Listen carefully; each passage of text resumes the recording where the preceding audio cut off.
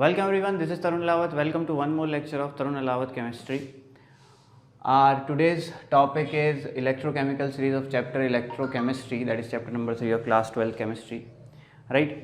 तो last lecture में हमने डिस्कस किया था व्हाट इज़ इलेक्ट्रोकेमिकल सेल और किस तरीके से हम इलेक्ट्रोकेमिकल सेल को बनाते हैं, दो हाफ सेल्स को जोड़ते हैं. What is a half cell को हम इलेक्ट्रोड ही बोलते हैं. इलेक्ट्रोड की कुछ पोटेंशियल होती है, उस पोटेंशियल को हम मेजर नहीं कर सकते, लेकिन हम क्या करते हैं, एक स्टैंडर्ड हाइड्रोजन इलेक्ट्रोड को उसके साथ कनेक्ट करते हैं और एक पोटेंशियल डिफरेंस जो आता है उसको हम कैलकुलेट करते हैं और हम स्टैंडर्ड हाइड्रोजन इलेक्ट्रोड की पोटेंशियल को ज़ीरो मानते हैं. तो इसलिए हम बाकी इलेक्ट्रोड्स के साथ जो पोटेंशियल डिफरेंस आया होता है उसी को हम क्या बोल देते हैं, इलेक्ट्रोड पोटेंशियल उन इलेक्ट्रोड्स की. तो इस तरीके से आपकी बुक में एक इलेक्ट्रोकेमिकल सीरीज़ दी गई होगी जिसमें सब मेटल्स के, नॉन मेटल्स के आपको क्या दिए गए होंगे, उनकी इलेक्ट्रोड्स की क्या दी गई होगी, इलेक्ट्रोड पोटेंशियल. ठीक है, तो ये मैंने कुछ इंपॉर्टेंट इलेक्ट्रोड पोटेंशियल्स लिख दी हैं, आप चाहें तो नोट कर सकते हैं. जैसे कि अब ये जो मैंने रिप्रेजेंटेशन कैसे किया है, Li प्लस Li, इसका मतलब क्या है, रिडक्शन. देखो ऑक्सीडेशन स्टेट +1 थी और फिर 0 हो गई, +1 थी 0 थी, 2 0 हो गई, 2 प्लस थी 0 हो गई, यानी क्या हो रहा है, रिडक्शन. क्या हो रहा है, रिडक्शन. यानी कि इलेक्ट्रोड क्या करने की कोशिश कर रही है, जब रिडक्शन करने की कोशिश कर रही है, यानी जब इलेक्ट्रोड का रिडक्शन हो रहा है तो उस वक्त जो वो पोटेंशियल दिखा रही है उसको हम बोलते हैं रिडक्शन इलेक्ट्रोड पोटेंशियल.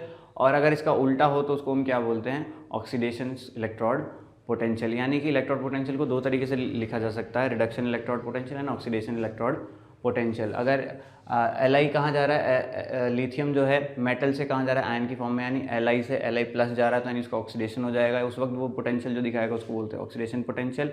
और क्योंकि अभी ये मैंने जो लिखी हुई है ये क्या है, सब रिडक्शन पोटेंशियल्स हैं. ये सब क्या हैं, रिडक्शन पोटेंशियल. ठीक है, सबकी रिडक्शन में रिडक्शन पोटेंशियल की फॉर्म में लिखा हुआ है. ठीक है, अब माइनस यहाँ पे साइन सिग्निफाई कर रहा है कि ये लिथियम जो है रिडक्शन करना पसंद नहीं करता, ये क्या पसंद करता है, ये ऑक्सीडेशन करना पसंद करता है.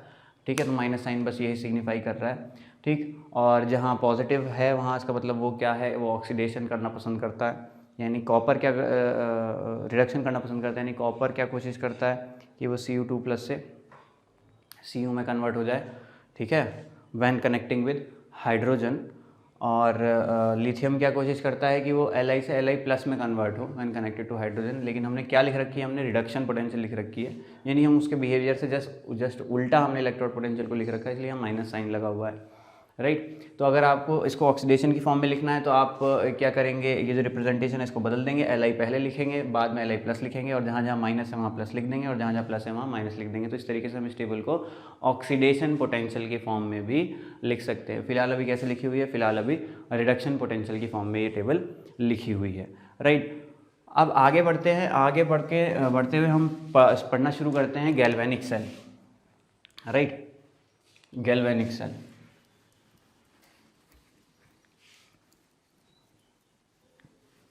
तो एक इलेक्ट्रोकेमिकल सेल है जिसके बारे में हमने पढ़ना है और उसको बोलते हैं हम गैल्वेनिक सेल.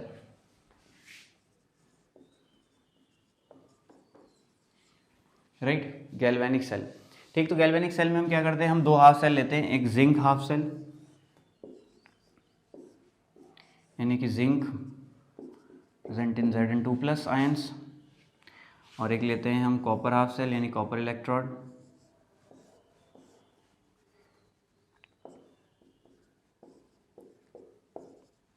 ठीक, और ये दो हाफ सेल्स को हम क्या करते हैं, इनको हम कनेक्ट कर देते हैं.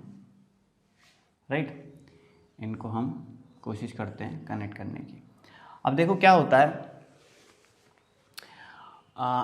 अगर अभी देखें आप इलेक्ट्रोकेमिकल सीरीज़ को देखें तो उसमें रिडक्शन पोटेंशियल की अगर हम टेबल को देखें तो वहाँ पे आप क्या देखेंगे कि जिंक की रिडक्शन पोटेंशियल जो है माइनस में है, यानी जिंक की रिडक्शन पोटेंशियल हाइड्रोजन से कम है. या ये देख लीजिए कि जिंक, मैं लिख देता हूँ चलो, Zn2+ Zn की जो हमारे पास पोटेंशियल थी वो कितनी थी, -0.76 वोल्ट, और कॉपर की कितनी थी, रिडक्शन पोटेंशियल प्लस 0. क्या होती है कॉपर की, लेट मी चेक, क्या लिखवाई थी कॉपर की, +0.34 वोल्ट.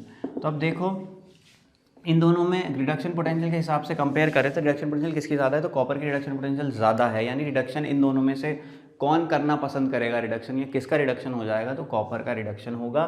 तो जिंक का क्या होगा, जिंक का ऑक्सीडेशन होगा।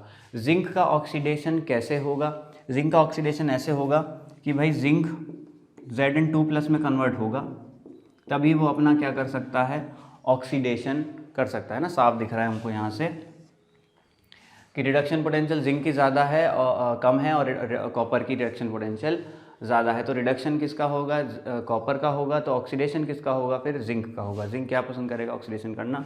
तो जिंक का क्या हुआ है, ऑक्सीडेशन। और कॉपर क्या करेगा, on the other hand copper कोशिश करेगा रिडक्शन करने की।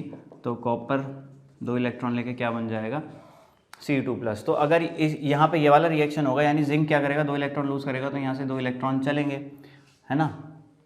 एक एटम की वजह से, एक एटम के आयनाइजेशन की वजह से 2 इलेक्ट्रॉन यहाँ से जाएंगे, और वो 2 इलेक्ट्रॉन कहाँ पहुँचेंगे, यहाँ। और कॉपर उन 2 इलेक्ट्रॉन को एक्सेप्ट करके क्या कन्वर्ट हो जाएगा, कॉपर में कन्वर्ट हो जाएगा। तो हमें क्या देखने को मिलेगा यहाँ पे कि ये जो Cu2+ आयन्स हैं ये किस में कन्वर्ट हो रहे हैं, Cu में। यानी ये कॉपर मेटल बन के इस इलेक्ट्रोड पे बैठना शुरू हो जाएंगे, चिपकना शुरू हो जाएंगे।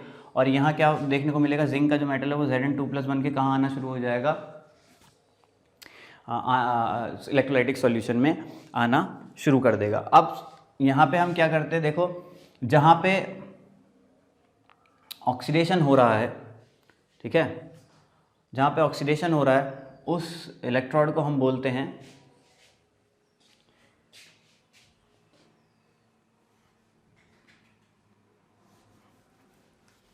एनोड, और जहाँ पे रिडक्शन हो रहा है उस इलेक्ट्रोड को बोलते हैं हम कैथोड। मैं भी शायद मैंने उल्टी तो नहीं बना दी हैं, क्योंकि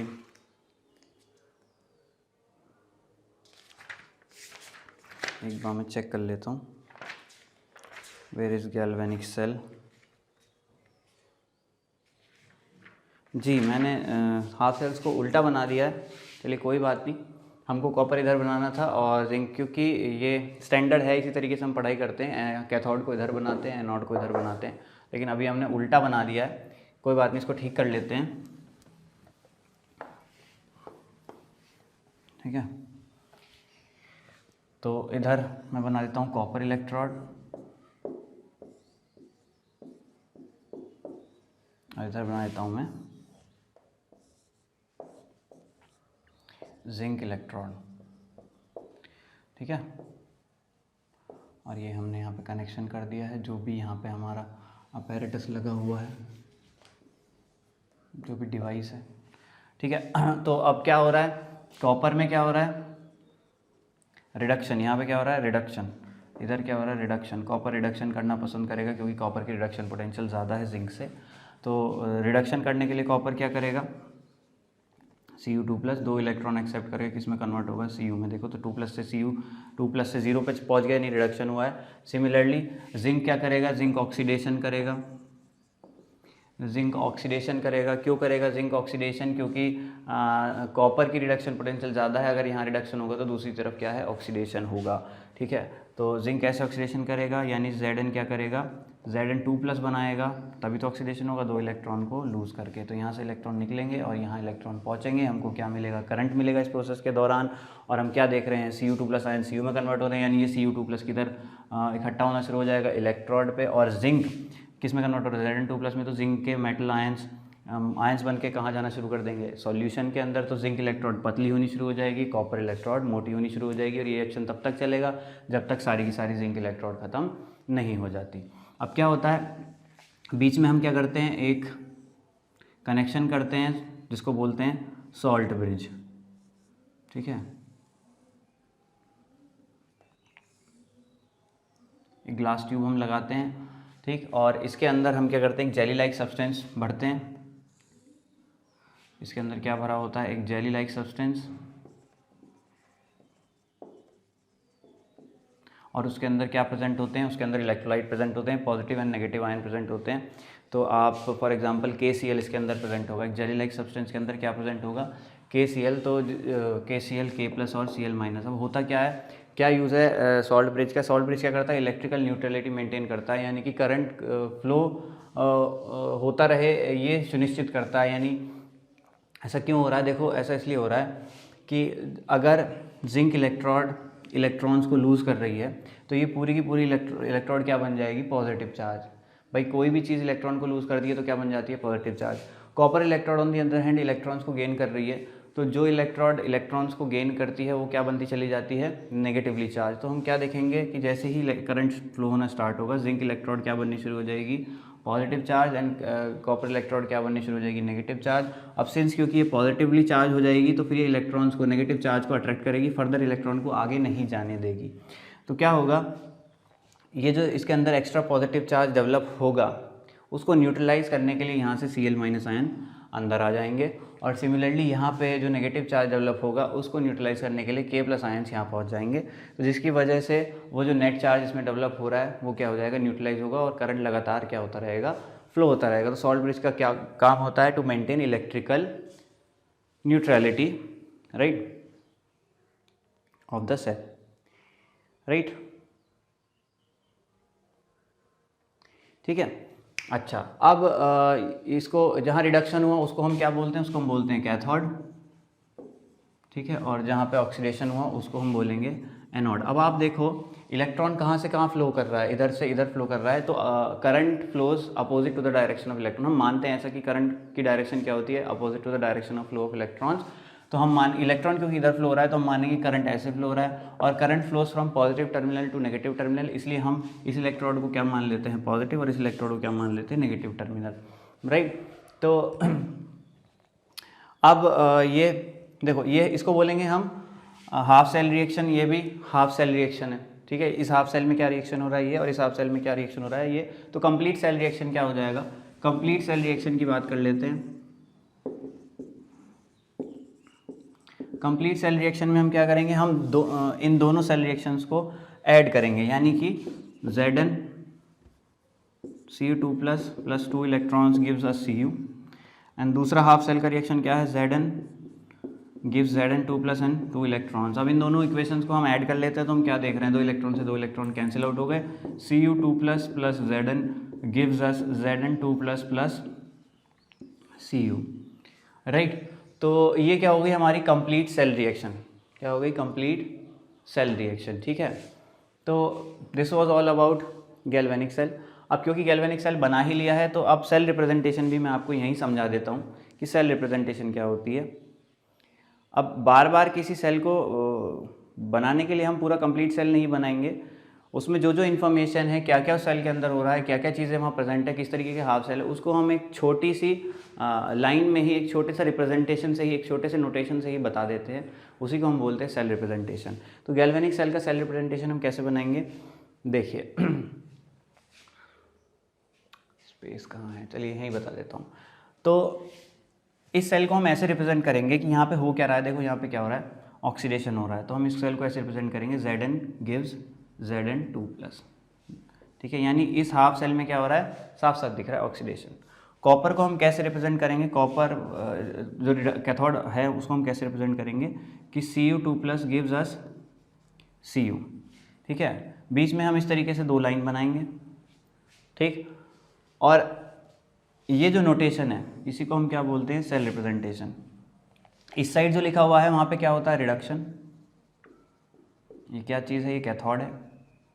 और हम समझ जाएंगे कि जो राइट हैंड साइड लिखा हुआ है, जो लेफ्ट हैंड साइड लिखा हुआ है, ठीक है, जो राइट हैंड साइड लिखा हुआ है उसको हम क्या बोलेंगे? कैथोड है। और जो लेफ्ट हैंड साइड लिखा हुआ है उसको हम क्या बोलेंगे? एनोड है। एनोड पे क्या होता है? ऑक्सीडेशन, ठीक है। तो इस तरीके से मैं गैल्वेनिक सेल को रिप्रेजेंट कर सकता हूँ, ठीक। इतना ही नहीं, अगर जो भी इसकी यहाँ मोलैरिटी है Cu2 प्लस की, अगर हम स्टैंडर्ड सेल मान के चल रहे हैं तो यहाँ पे इसकी मोलैरिटी कितनी होगी? 1 मोल। यहाँ पे भी इसकी मोलैरिटी कितनी होगी? 1 मोल। कंसंट्रेशन कितनी होगी? 1 मोल। तो हम यहाँ पे कंसंट्रेशन को भी लिख कर दिखा सकते हैं कि यहाँ पे 1 मोल है, इसकी कंसंट्रेशन भी 1 मोल है। सॉलिड की कोई कंसंट्रेशन होती नहीं तो इलेक्ट्रोड की हम कोई कंसंट्रेशन नहीं दिखाएंगे, ठीक है, राइट। तो इस तरीके से हम क्या कर सकते हैं? इस तरीके से हम एक सेल को रिप्रेजेंट कर सकते हैं। और अगर हमको क्या है, सेल नोटेशन दी गई है, सेल रिप्रेजेंटेशन इस फॉर्म में दी गई है, तो उसको हम रीड करके ये पता कर सकते हैं कि सेल के अंदर सेल किन इलेक्ट्रोड से बना हुआ है, किस इलेक्ट्रोड में ऑक्सीडेशन हो रहा है, किस इलेक्ट्रोड में रिडक्शन हो रहा है, ठीक है। और यहाँ पे जो भी इनकी मोलैरिटी है, टेम्परेचर एंड प्रेशर है, वो भी हमें सेल नोटेशन में लिखा हुआ दिखाई देता है, जो हम आगे समझेंगे, है ना, जब हम क्वेश्चन करेंगे based on sale representation, right. तो आज के लेक्चर में हम इतना ही पढ़ेंगे और पढ़ेंगे नेक्स्ट लेक्चर में। तब तक के लिए टेक केयर। कोई भी दिक्कत हो तो कमेंट सेक्शन में कमेंट करके बताओ।